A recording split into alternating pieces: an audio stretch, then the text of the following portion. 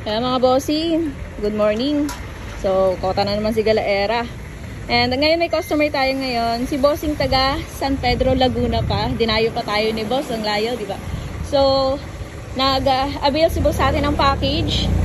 Dito sa RCB, CarMax natin, syempre. Ang ginawa ni Jerry, binutasan niya ulit kasi syempre, sabi ko nga sa inyo, hindi swak ang CarMax natin sa version 1. Kaya ayan, ang linis na pagkakagawa ni Jerry.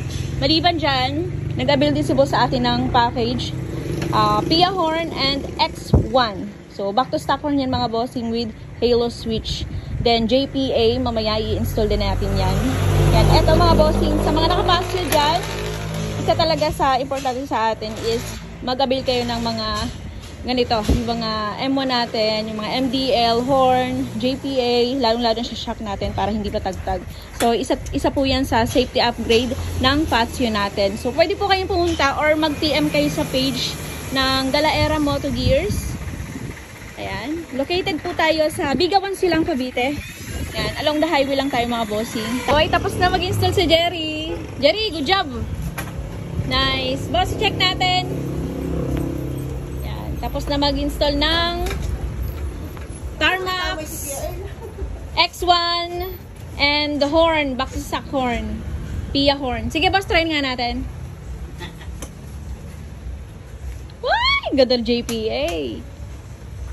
Nice. Low beam, high beam. Ayan o. Nice. Horn. Back to stock horn. With halo switch. Sige boss, isa pa. Nice. Ganda.